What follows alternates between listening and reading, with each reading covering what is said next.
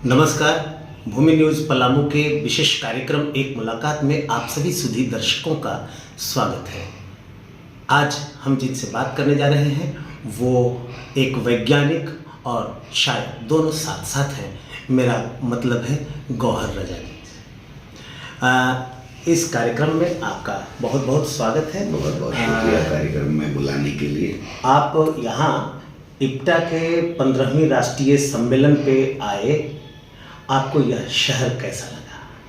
शहर खूबसूरत है जी लोग एक दूसरे के बेहद करीब हैं। जी मैं दिल्ली से आया हूँ, तो अगर दिल्ली से इसको कंपेयर करूँ तो मुझे लगता है कि यहाँ इंसानियत ज़्यादा है।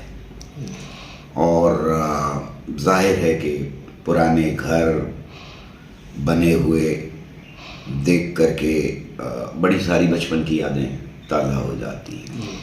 कंक्रीट का जंगल ना होना वो एक अलग ही दिल में उत्साह जगाता रहता है। जैसे आप चारों तरफ देखते हैं छोटे बाजार जी जिनमें बहुत ज़्यादा चमक दमक नहीं है, मॉल नहीं है जी कि आपको घुसते हुए डर लगे, और दोस्ती का एक माहौल मुझे यहाँ दिखाई दिया। लेकिन गरीबी भी है, कहीं ज़्यादा गरीबी है, और वो गरीबी परेशान करने वाली गरीबी है। तो ये शहर एक तरफ दोस्ती का हाथ बढ़ाता है तो दूसरी तरफ गरीबी का आईना भी दिखाता है।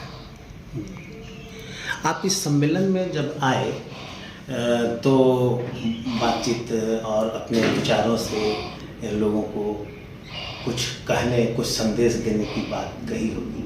हमारे चैनल पर हमारे सुधी दर्शकों के लिए भी आप कुछ संदेश दें। मेरा नौजवानों से ये कहना होगा, नई नस्ल से ये कहना होगा कि हमें जो भारत बनाना था, हिंदुस्तान बनाना था, हमने पूरी कोशिशें की और हमारा वक्त ढल गया। जी अब हमारे पास एक्सपीरियंस तो है, लेकिन हम मुस्तकबिल को नहीं ढाल सकते। मुस्तकबिल को, आने वाले वक्तों को हमारी नई नस्ल ही ढालेगी। और ये मैं बात किसी इफेक्ट के लिए नहीं कह रहा हूँ, जी कोई बड़ी बात कहने के लिए नहीं कह रहा हूँ। जैसा हमारा नौजवान होगा वैसा हमारा हिंदुस्तान होगा। जी तो ये सोचना कि हमें पढ़ना है, लिखना है, आगे बढ़ना है, वो सिर्फ अपने लिए नहीं है, वो पूरे मुल्क के लिए। और इसलिए हमारी नस्ल से बेहतर होना पड़ेगा आगे आने वाले नौजवान को, तभी मुल्क तरक्की के रास्ते पर जा सकता है। बड़ी परेशानियां आने जा रही हैं इस नस्ल के सामने। हमारे ज़माने में भी थी परेशानियां, लेकिन हमारे ज़माने में मुल्क ही गरीब था और वो बहुत बड़ी परेशानी थी। आज मुल्क गरीब नहीं है, लेकिन गरीबी और अमीरी की खाई इतनी बड़ी हो गई है कि उसको पाटना एक नौजवान के लिए, ख़ासतौर से गांव से निकले हुए नौजवान के लिए बहुत मुश्किल काम होगा। इसलिए समझना होगा कि क्या राजनीति हो रही है मुल्क के अंदर, और राजनीति ही मुल्क का मुस्तकबिल, मुल्क का भविष्य डिसाइड भी करेगी और पैदा भी करेगी। उस जो भी भविष्य होगा वो राजनीति से होगा। आपने कहा कि राजनीति, और कुछ लोग ये कहते हैं कि कलाकारों को राजनीति नहीं करनी चाहिए, साहित्यकारों को राजनीति नहीं करनी चाहिए। इसके जवाब में आप क्या कहेंगे?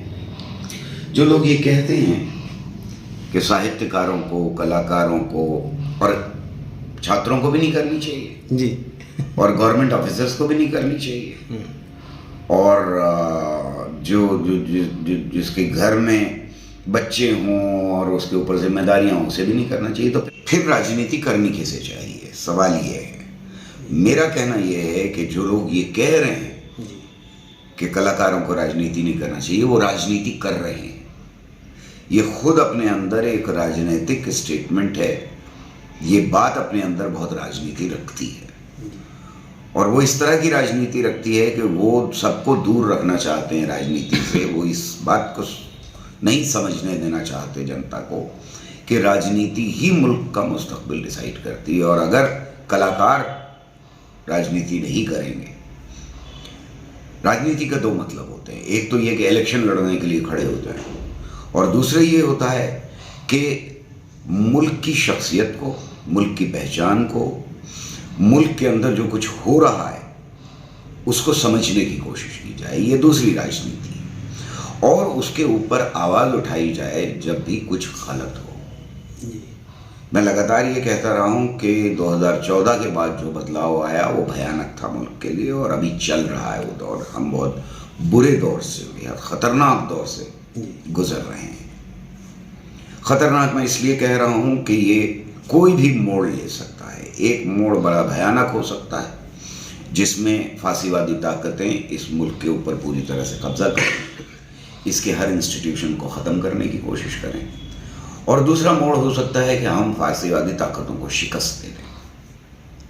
तो जब हम राजनीति की बात कर रहे हैं तो मुझे फ़ख्र है इस बात के ऊपर कि मेरे देश के 500 से ज़्यादा कलाकार, बुद्धिजीवी, फिल्म मेकर्स, राइटर्स, पोइट्स, ये सब उठे, और सबसे पहले इस खतरे का एहसास उन्होंने दिलाया। ये हमें मालूम है कि उसके बाद में हमारे जजेस भी 4 आए और उन्होंने कहा अगर हमारे लोकतंत्र के ऊपर बहुत हमला हो रहा है और इस हमले के लिए हम जनता के पास आए हैं कि हालात जो बुरे हैं उनको बदला जाए। पर कलाकारों की जिम्मेदारी ऐसे में बहुत बढ़ जाती है, इसलिए कि कला दो तरह की होती है। एक जो खड़ी हो जाती है फांसीवाद के साथ जी, वो कोई भी चोला पहने, बहुत जल्दी पता लग जाता है कि ये कला जो है ये फांसीवाद के साथ खड़ी है। और दूसरी कला होती है जो फांसीवाद के खिलाफ होती है, वो जिंदा कला होती है, वो आगे आने वाले वक्तों में भी लोगों को प्रेरित करती रहती है। जैसे हमें जो भी कविताएं याद हैं अगर बड़े लोगों की, तो पाब्लो नेरूदा याद है हमको बर्तोल्ट ब्रेख्त याद है, दुनिया के स्तर के ऊपर देखें। हमको अपने सब कॉन्टिनेंट में अगर याद है तो फैज़ अहमद फैज़, हबीब जालिब, साहिल लुधियानवी वगैरह याद है हमको। ये नाम हमारे जहनों में सबसे पहले आते हैं। तो बात यह है कि वो जो खड़े हुए सत्ता के खिलाफ, जिन्होंने आवाज़ उठाई कि ये गलत हो रहा है, वो याद रहते हैं। एक बात है, ये तो बात आपने कह दिया कि राजनीति का विरोध जो करते हैं कि कलाकारों को नहीं करना चाहिए, वो भी एक राजनीति कर रहे हैं, उनके मन में ये बात है। बार बार यह सवाल किया जाता रहता है कि इप्टा की स्थापना के वक्त और इप्टा का नामकरण करने वाले वैज्ञानिक हैं डॉक्टर होमी जहांगीर भाभा, और आप भी वैज्ञानिक हैं, आप शायर हैं। ऐसे में लोगों को यह लगता है कि एक वैज्ञानिक और शायरी, एक वैज्ञानिक और इप्टा से जुड़ाव, यह कैसे संभव हो पाता है, या फिर इसके लिए आप क्या कहेंगे? बड़े वैज्ञानिकों की अगर फहरिस्त देखें हम जी, और दुनिया के स्तर पे मैं कह रहा जी, हूँ, सिर्फ अपने देश के नहीं बल्कि दुनिया भर के बड़े वैज्ञानिक जिनको हम याद करते हैं, उनमें से ज़्यादातर किसी ना किसी कला में भी दखल रखते थे। आइंस्टाइन बजाते थे इंस्ट्रूमेंट्स। हमारे यहाँ होमी जहांगीर भाभा हों या सारा भाई हों, सारा भाई का बहुत करीबी ताल्लुक़ था, उनकी बीवी डांस करती थी। होमी जहांगीर भाभा ना सिर्फ ये कि बेहद खूबसूरत स्केच करते थे हाथ से, पेंसिल स्केच जो हैं उनके बहुत ही खूबसूरत हैं, बल्कि नाटकों के लिए पारसी थिएटर उस वक्त जब उफान पे आ रहा था तो वो उसके लिए सेट्स बनाते थे जो आज भी रखे हुए हैं Tata institute of fundamental research में। तो हम देखते हैं कि बहुत सारे जो साइंटिस्ट हैं वो पोइट्स भी हैं। एडिंगटन पोइट थे, उनका पोइट्री भी लिखते थे, और उन्होंने ट्रांसलेशन भी किया और पोइट्स का, यानी फ़ारसी से भी ट्रांसलेशन किया उन्होंने, और इस्तेमाल किया अपने एक रिसर्च पेपर में जो उस वक़्त की सबसे कटिंग एज रिसर्च थी, आइंस्टाइन के थ्योरी ऑफ रिलेटिविटी पे।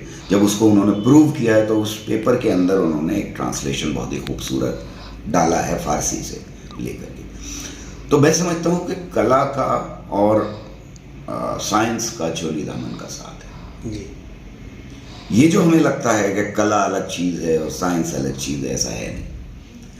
यहाँ भी क्रिएटिविटी है, यहाँ भी इमेजिनेशन है, यहाँ भी सोच की उड़ान है और वहाँ भी सोच की उड़ान है। जी यहाँ भी खूबसूरती है, रंग बिखरते हैं, वहाँ भी रंग बिखरते हैं। जब हेलिकल स्ट्रक्चर देखते हैं हम डीएनए का, जी जी तो बिल्कुल वही फीलिंग आती है जो एक खूबसूरत कहानी, एक खूबसूरत कविता, एक खूबसूरत फिल्म देखने में आती है। जी यहाँ भी आपको ट्रेन करना पड़ता है अपने दिमाग को, आपको थोड़ी सी कला को समझने के लिए भी कला चाहिए, जी और उसी तरह से साइंस को समझने में भी कला चाहिए। लेकिन जब समझ में आती है तब एकदम से दरवाज़ा खुलता है और आप कहते हैं वाह, जी क्या इक्वेशन है, E=mc², जिसने इस पूरे ब्रह्मांड को बता दिया कि कैसे ये बना। जब आप कोई ऐसी इक्वेशन देखते हैं जैसे ग्रेविटेशनल फोर्स की इक्वेशन देखते हैं, तो वो बिल्कुल ऐसा लगता है कि जैसे कविता कह दी। उससे पहले तक पूरा का पूरा ब्रह्मांड फैला हुआ था, पता ही नहीं था कि कौन चला रहा है, कैसे चल रहा है। और एक एटम के अंदर भी वही फोर्सेस काम कर रहे हैं जो सूरज और चांद के बीच में काम कर रहे हैं, आकाश गंगाओं के बीच में काम कर रहे हैं। जब ये बात समझ में आनी शुरू होती है तो ऐसा ही लगता है जैसे कोई किसी ने बेहद प्यारी सी कविता कह दी हो। जी अब चलते चलते हम आपसे एक आग्रह करेंगे कि हमारे सुधी दर्शक जो कार्यक्रम में नहीं पहुंच पाए, उनके लिए अपनी नज्म की 2-4 पंक्तियां। आपका हुक्म है, मैं ज़रूर सुना देता हूँ। ये नज़्म मैंने जी ने जब मेरे ऊपर हमला किया था और मुझे देशद्रोही कहा था, उसके बाद लिखी हुई नज़्म है। उसकी कुछ पंक्तियाँ। जब सब ये कहें खामोश रहो, जब सब ये कहें कुछ भी न कहो, तब समझो पतझड़ रुत आई, तब समझो मौसम दार का है, तब सहमी सहमी रूहों को ये बात बताना लाजिम है, आवाज़ उठाना लाजिम है, हर कर्ज चुकाना लाजिम है, हर कर्ज चुकाना लाजिम है। शुक्रिया। अभी आप सुन रहे थे डॉक्टर गौहर रजा के विचार, और आपने हमारे भूमि न्यूज़ पलामू के लिए कीमती वक्त में से थोड़ा सा वक्त दिया, इसके लिए बहुत बहुत धन्यवाद। बहुत शुक्रिया। आज के लिए बस इतना ही। फिर मुलाकात होगी अगले कार्यक्रम में किसी नए शख्सियत के साथ।